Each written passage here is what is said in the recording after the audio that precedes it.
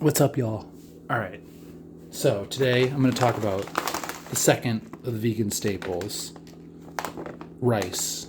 If you don't love rice, then you need to channel your inner Asian and find your love for rice, because rice is life, straight up.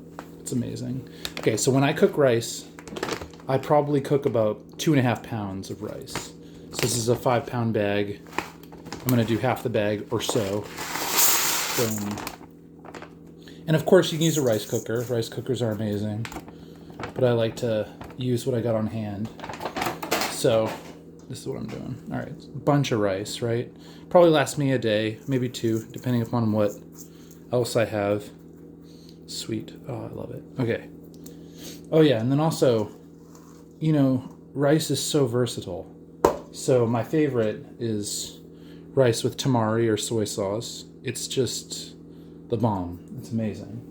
But you can get other things, like here's this Szechuan seasoning. It's pretty good. You mix it in. It's the second batch of it for me. But yeah, you mix it in while it's cooking, and then you get some spicy red rice. Amazing. But you really can't go past soy sauce. I mean, there's a million other options. You got, oh man, it's kind of goofy, but you got the Panda Express sweet chili sauce. Amazing. Sweet rice. Or just the classic tomato sauce on rice. So simple, so good. Right, okay, million rice options, right? But this is basically about my method of cooking here, because one of my dear friends taught me his method, and it's so simple, it's so perfect. So take the rice, and then you got to wash the rice. I think that washing it does something to the gluten content. It maybe lowers the gluten. I don't know. I guess rice is not even supposed to have any gluten or much gluten. I'm not sure, but it does something to the rice. I should probably look that up and find out, but I think washing the rice really helps for some reason. When you wash it, you can see it's like kind of get some of the dust off, I guess, and it's like extreme white liquid. It's just less, it becomes less white as you wash it a couple times. It seems to taste better when I do that. And of course, if you want to be fancy, you can get yourself like a colander and strain the rice all properly. But I just create that nice little aperture with the lid of my pot here. I don't even need a colander, right? Fewer things to clean. It's perfect. Right. Boom.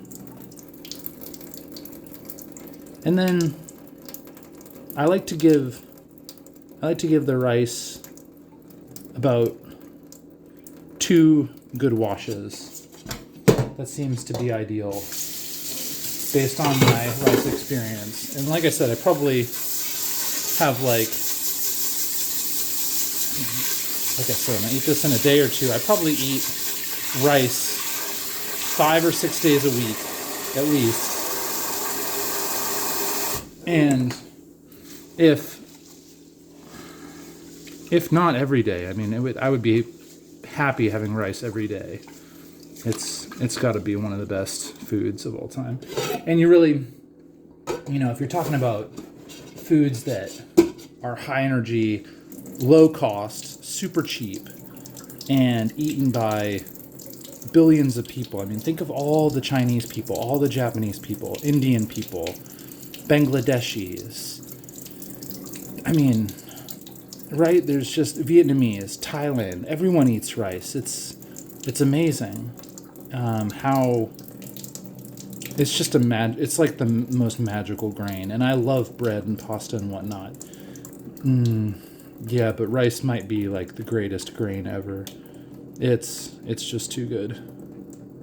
Right, okay, so you can keep washing it and whatnot, but I'm just going to leave it there. All right, so when my friend described how to cook rice, he said, he didn't even talk about washing it, but I'm sure he intended that too. But basically he said, however much rice you have in the pot, let's say you have this much rice in the pot, you just want to fill it full of water, and then maybe he said just a nub of water above the rice.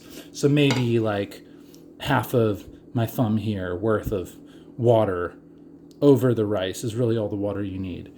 But what I've found is, since I'm cooking such a ridiculous amount of rice, ridiculous for other people, but not in truth ridiculous. But since I'm cooking a whole lot of rice at the same time, I just like times that nub by 2 or 3. So that would probably be enough water right there for the rice I'm doing. But I'm going to keep going. I'm going to let my intuition tell me when the water is right to cut off. You do it a couple times, you'll know what I'm talking about. And then a little bit more water for good measure.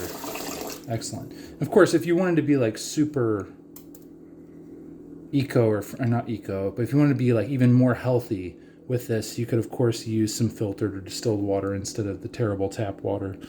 But you know, you have to balance ease with convenience and all that. All right, so what I'm going to do is I'm going to put this whole pot on my stove, and I'm going to turn it up to high, and I'm going to let the rice boil, and then I'm going to take the lid off, and I'm going to stir it, and then I'm going to put the lid back on and turn it down to 0.5, something like that, like super low heat.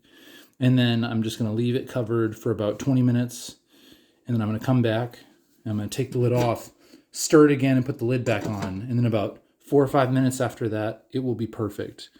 And once you've made like a huge batch of rice 5 or 6 times, you'll see that if you use the same pot and generally the same amount of rice, you'll get this perfect consistency. It'll figure it out. Sometimes the rice will kind of stick to the bottom a little bit, and you just have to clean the pot a little bit more, less than ideal, etc., etc. You'll figure it out. But once you get your intuition going, and you'll be able to make perfect rice every time.